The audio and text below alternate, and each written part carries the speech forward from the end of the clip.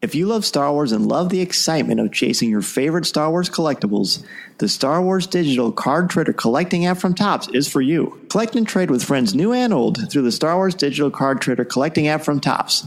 These are the cards you're looking for. Listening to Coffee with Kenobi, you are, with Dan Z and Corey Club, the podcast you're looking for. This is. Yes. For an entire generation, people have experienced Star Wars the only way it's been possible, on the TV screen. But if you've only seen it this way, you haven't seen it at all. This is the podcast you're looking for. We've been waiting for you. The force is strong here, even stronger than the coffee. At last! Where have you been? Welcome to Coffee with Kenobi. Here are your hosts, Dan Z and Corey Club. Hi, this is Joe Taylor, winner of Coffee with Kenobi's 2016 Summer Patreon Coffee Chat, and you're listening to Coffee with Kenobi with Dan Z and Corey Club. This is the podcast you're looking for. On this special Coffee Chat, we welcome Joe Taylor. Joe is a blogger for Coffee with Kenobi and a good friend to us for many years. Joe has been on Rebels Reactions multiple times and is the winner of our Summer Coffee with Kenobi Patreon Coffee Chat. We're happy to have him on for another cup of coffee. Welcome back, Joe. Hi, guys. Hey, how are you? I'm good. Good. Well, it's great to have you on. As our listeners know, we have our Patreon twice a year. We do our either summer or winter coffee chat. And obviously this is the summer since we're releasing this in July. And Joe has been a very gracious contributor and as well as a good friend. And we put all the names and all the entries in a hat and Joe came out. So we're excited to have you on for the third coffee chat through this. And it's really, really cool. And Joe, so as you know how this works, Corey and I are here and it is your show. You ask the questions. You came up with a great concept and we are ready to follow your lead, my friend. So we've heard recently a lot of the Star Wars fan community being involved in various different charities and such as a Force for Change campaigns that they had in the past year or so, and also the Force for Daniel, the terminal cancer patient that passed away before The Force Awakens came out, right. And the campaign to get the movie to be shown for him to see the movie before he passed away, which it turns out that he did see it fairly soon before he passed away, so he was able to get that. So my question for Dan and Corey is for how has the fan community helped you guys? Right.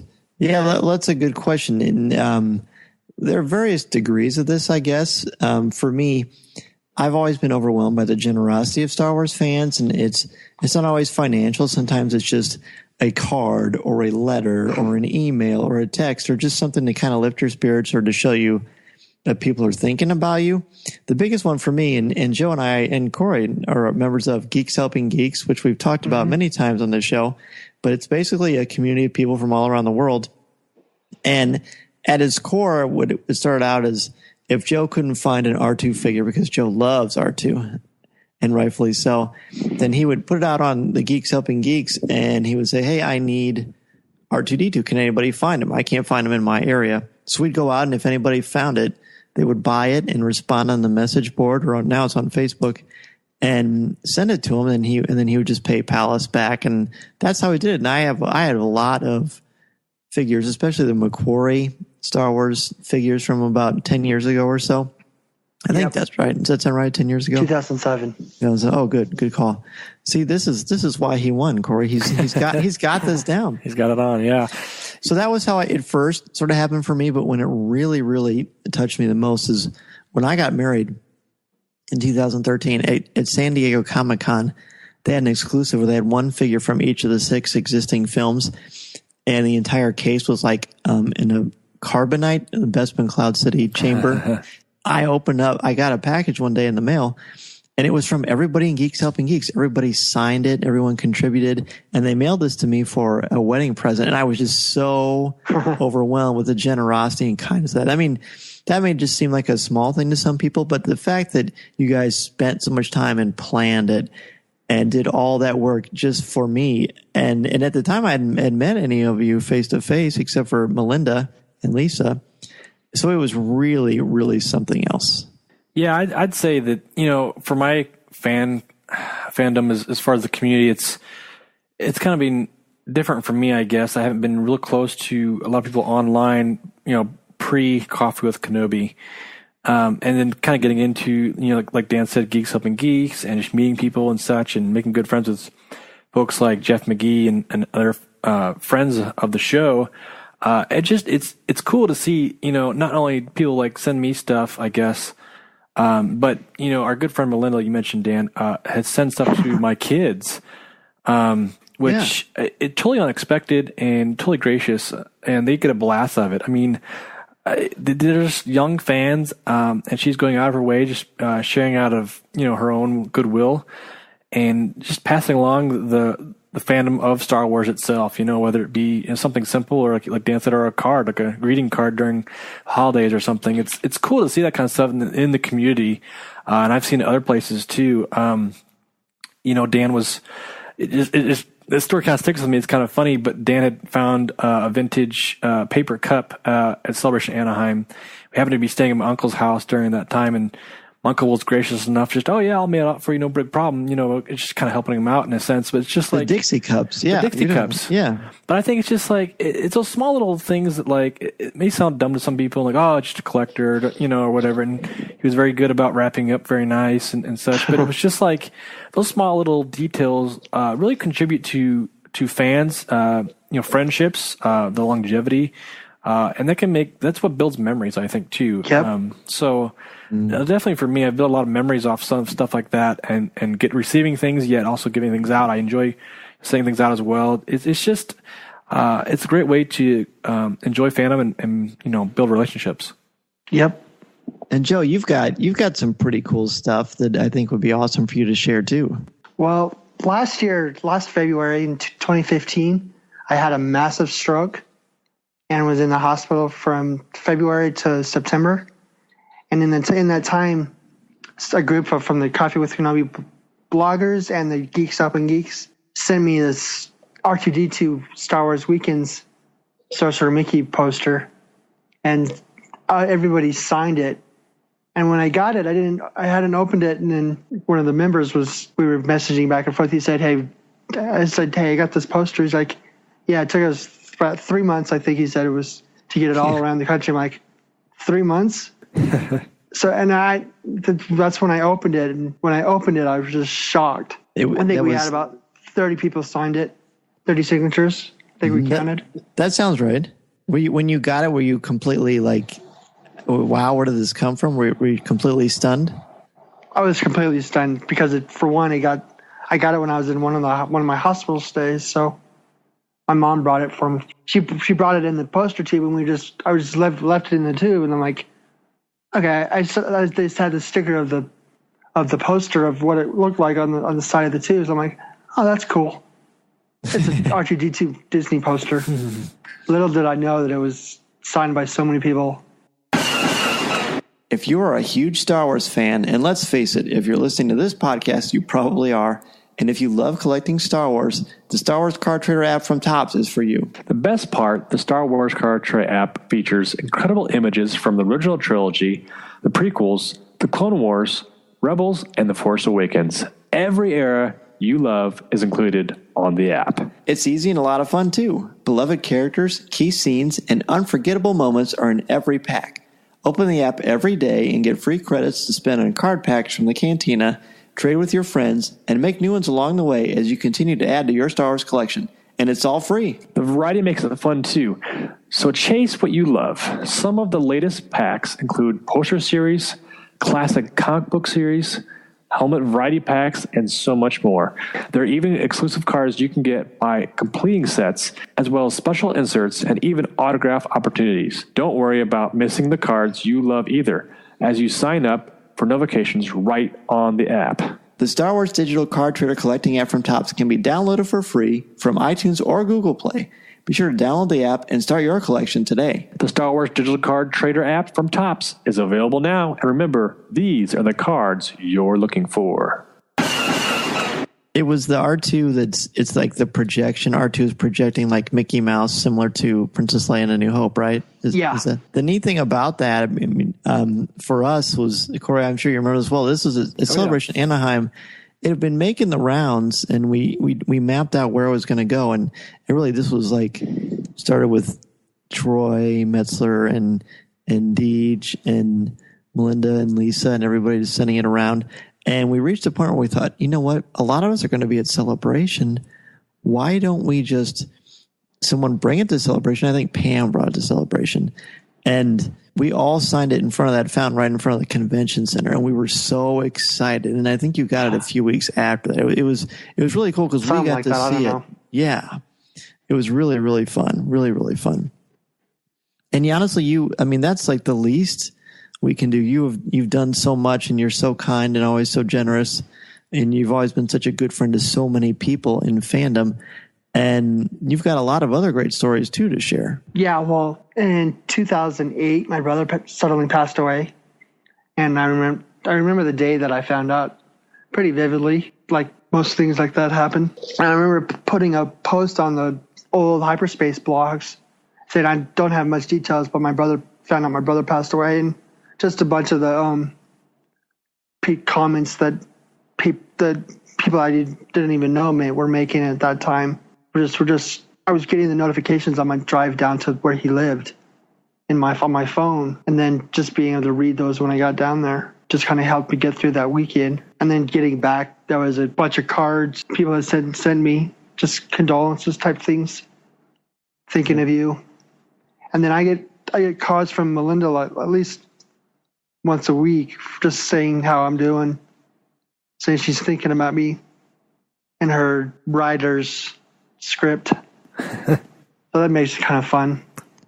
And for those of you listening who don't know who immediately when we say Melinda, but you do know it's Melinda Wells. She's our featured blogger, posts on the 15th and 30th of every month on our website.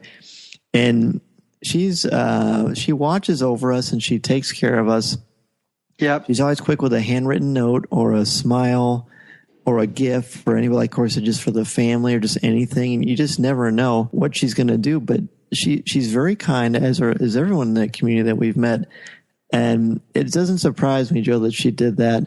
There was a campaign to have Daniel Fleetwood, terminal cancer fan that passed away, who wanted to see The Force Awakens before it hits theaters, because he was probably not going to be alive when it hit theaters.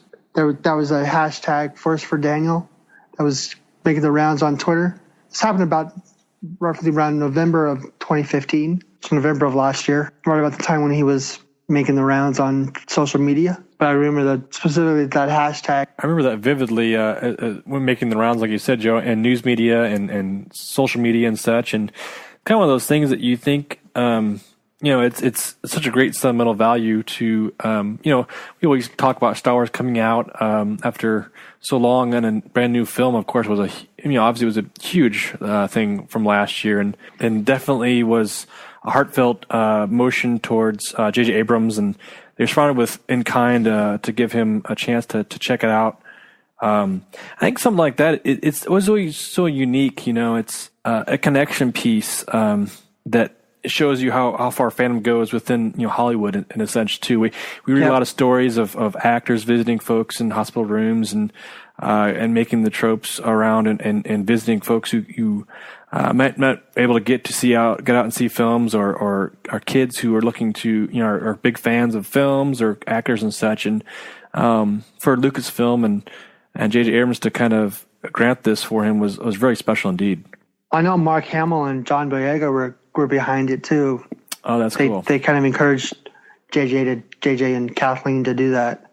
I'm wondering how much of the fans' involvement was involved in the decision too. Was it a petition, right? An online petition? Yeah. That kind of got the ball rolling on this? Does that sound right, Joe? Yeah. I think it was because for it to reach Mark Hamill and John Boyega and J.J. Abrams and Kathleen Kennedy, that just shows you how powerful and how dedicated this community is for the greater good, really. It also shows the connection of social media too. I mean, this day and age where we can instantly make a a click or type out a message to, really anybody at a moment's notice, and get their attention to broaden horizons on, like you said, you mentioned Force for Change was a big deal. And of course this campaign as well. I mean, it's so cool to be able to connect directly to the actors themselves or producers and whatnot, and interact with them and be able to touch them in some level. Yep. And then, Joe, tell us about the Force for Change too. And Force for Change was like a donation program that you could donate a certain amount of money, and then a certain number of donations, you put your name in a drawing to be an extra on The Force Awakens. That was the first one. Right. The next one, I'm not sure what I can't remember what the next one is. The next one was it was the next one where they kind of just did, every week there was a certain prize, a certain incentive, and you basically started your own thing on your own page or your own fundraiser. Oh, you could support a lot of different things. Like Coffee with Kenobi did Make-A-Wish, and we made a couple $100 for Make-A-Wish. We're pretty happy about that. And just, again, reinforces the fact that this is more than lightsabers and the Force and good versus evil. This is more about caring about people and doing what you can through thoughts, through prayers, through your finances, whatever the case may be. And it's always very, very amazing. And it's not like you don't. The first Force for Change, however much money you contributed, was you could get a digital badge or you could get a T-shirt, and there was like autographed helmets and movie props and posters and quite a bit of incredible things. So really a tremendous amount of fun if you think about the fact that they are doing this, and you get cool stuff back. Like I know that like certain guys online I saw would have the T-shirts and things like that. I had all the digital badges, which I thought was cool. But it's really cool that you can get people, you give a certain amount and you get things in return. But the fact that you could be an extra in The Force Awakens, or you could go to Lucasfilm, or, there's just different things that they did. I believe they gave away autograph by the entire cast, the Force Awakens Blu-ray. There was a Rogue One Stormtrooper helmet that was signed by their cast. And there was stuff every single week. Obviously, we're biased, but Star Wars is very novel in that respect. There are other fandoms that have a great history behind them and a real love and passion for each other and for what they love. But there's something about Star Wars that just kind of takes it to another level. Yeah, there is. What do you think that is? I don't know. I was going to ask you the same thing. Corey, what do you think? Well, yeah, I was sitting here thinking, we talk about the community. You mentioned hyperspace. It's just that community, that was pre-social media. That was pre-Facebook and such. That was a community there too. I mean, like we talk about, the dark times and such, and not having too much to cling to. There's definitely, Star Wars has a community that's really unlike any other, I think. I guess, like I said, I'm biased, but it's essentially, a way to reach out to folks that are like-minded or picking each other up when they're down. And it's a way just to connect on a real-life scale. Like you said, Dan, it's beyond the lightsabers and blasters and whatnot, but you can connect to folks in a way that is unique to your fandom.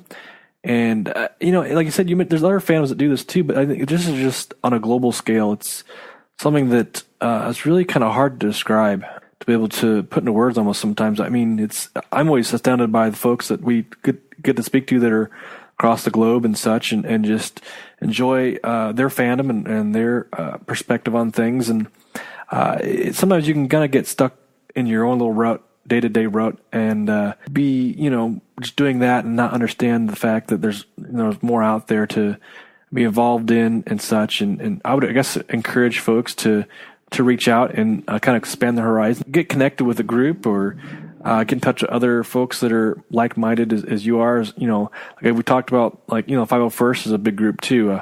They do a lot of charity work. They do a wonderful little parts, presentations and such. And a lot of that is just, by the good of just the way their association works.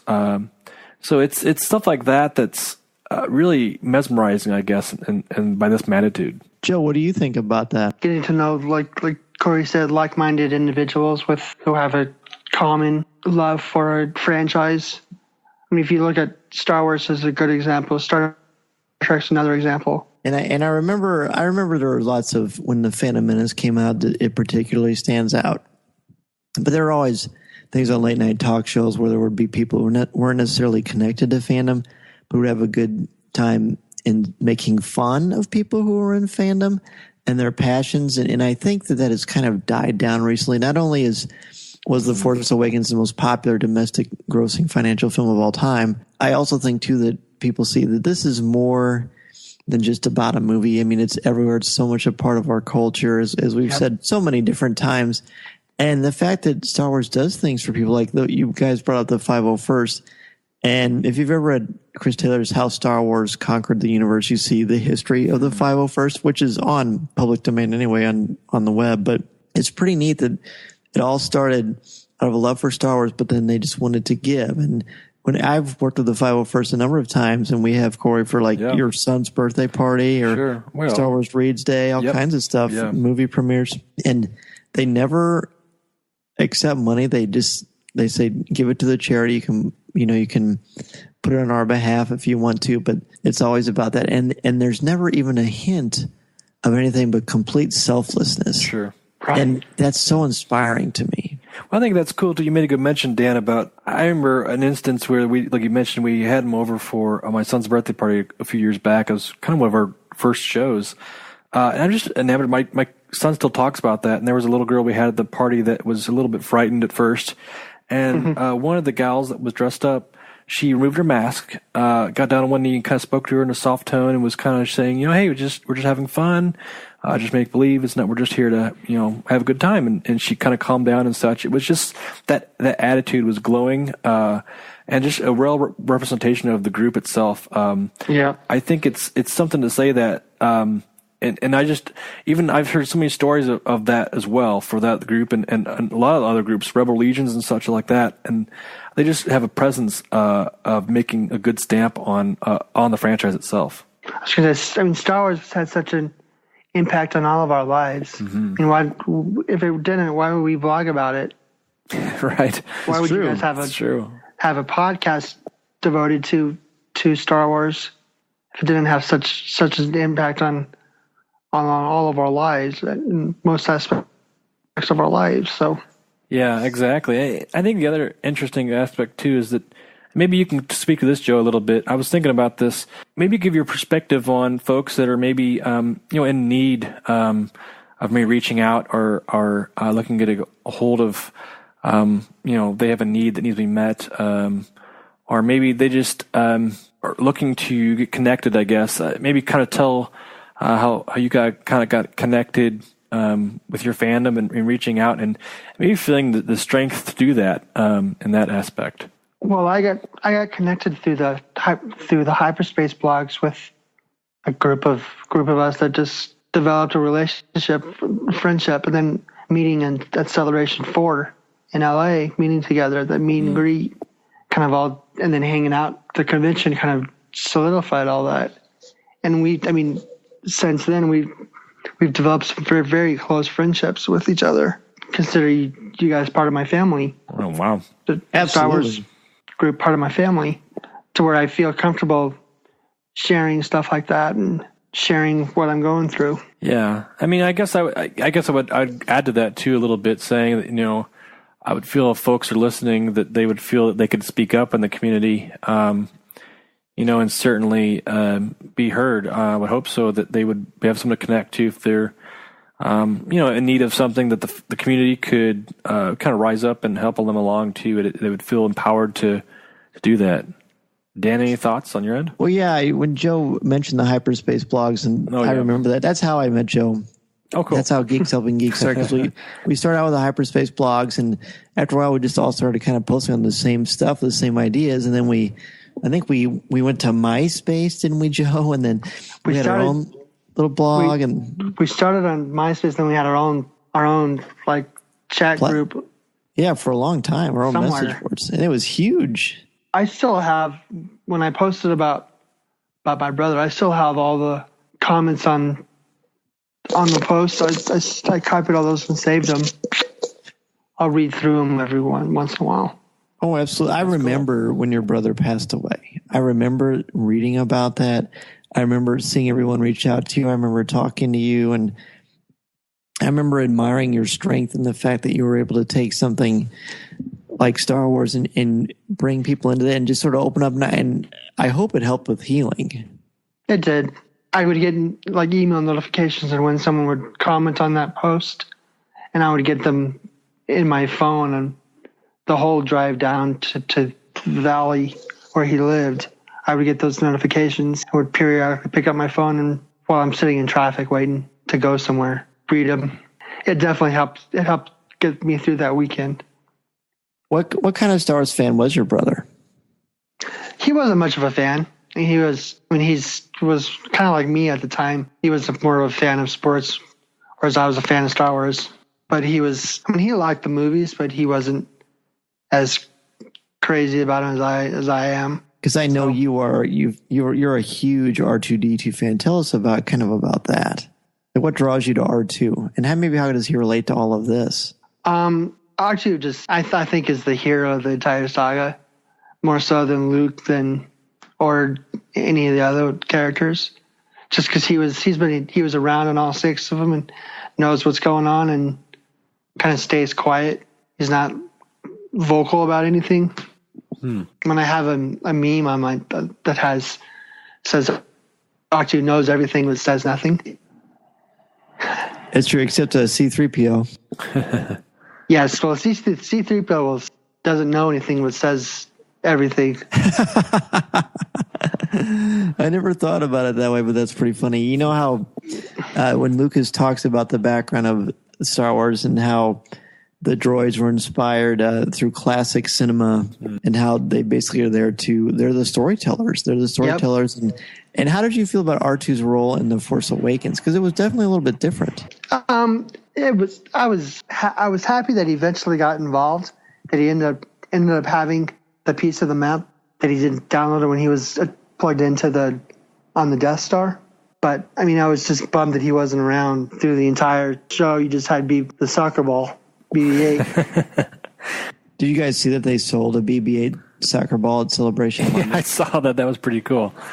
I didn't see that. It looks, is perfect. It's just a soccer ball within the BB-8 colors. I've always thought it would be cool. And Joe, if I ever won the lottery, I'll find that Sideshow 1/1 scale R2-D2 and we'll send it to you. There you go. Oh, yeah. I have to win the lottery first, but you never know. Yeah, so do I. It's pretty unlikely that it will happen, but it would be pretty cool. What else would you like to talk about on your coffee chat, since this is your time? That was pretty much it. Just kind of our thoughts on the fan community of us getting together and meeting everybody, either in person, like at celebrations, or online, and sharing our thoughts and our common love of Star Wars. And I like that you said it's like family, because I think we'll be friends for life, because there's not only that it's just a little thing, you get to know someone through a common interest, and then you get to know the people. And Joe, you're certainly one worth getting to know, and you, as I said before, you've been so great to us and great to fandom. And where can people reach out to you if they want to ask you a question or just say hello to you? Well, my Twitter account, which I'm not on Twitter that often, is Joe2D2_Joe. And then you can email me at joe2@coffeewithkenobi.com. And my monthly blogs drop on the 7th of each month. That's right. I can remember to do them. Well, can you give us kind of a hint about what's to come from you in your blogs over the next few months? But the next one is going to be my thoughts on all of the news for Rogue One, including the cast breakdowns and the character breakdowns and the cast and who's starring as who, and all of the stuff that's been released lately. The trailers, the teaser stuff, the poster, which I love that poster of the Death Star in the sky. Great, isn't it? It's really slick. Yeah, really slick. It's really fun. Well, Joe, thank you again for being on the show and for being a Patreon contributor and supporting us. And you won the big coffee chat, so we're looking forward to seeing who is going to be a part of our winter coffee chat, which will be here before you know it. And how it works is basically you You can see through our website and through Twitter and things like that we have our Patreon page, and people contribute monthly, and those contributions go to a lot of stuff. It helps with our equipment, it helps with travel, helps pay for the show every month because there are more expenses that go into it than you might initially expect, and it's certainly a labor of love, but anything that happens helps us to give back more. And what we are all about is giving people a voice in fandom, because so many people have so many great things to say, insightful things to say, passionate things to say about Star Wars. And Joe, you're certainly one of the greats. So we appreciate so much having you on. And thanks, Dan. You bet. Have a great evening. We look forward to chatting with you soon. Yep, it's been fun. See you guys. Chewie, get us out of here!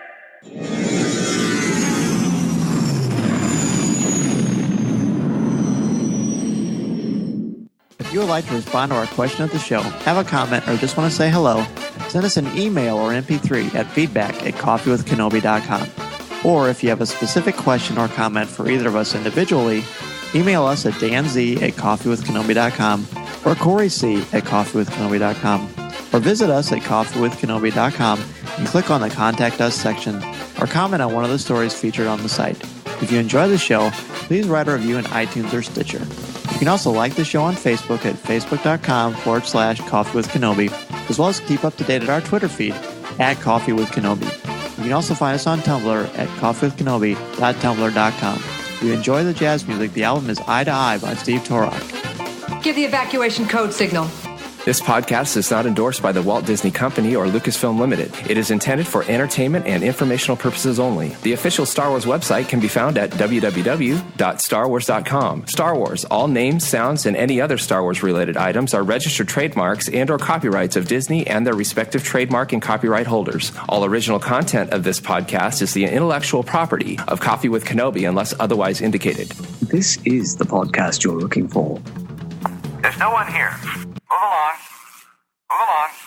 If you love Star Wars and love the excitement of chasing your favorite Star Wars collectibles, the Star Wars Digital Card Trader collecting app from Topps is for you. Download the free app from iTunes or Google Play and collect your favorite images from the classic 1977 Star Wars cards to Clone Wars, Star Wars Rebels, The Force Awakens, and much more.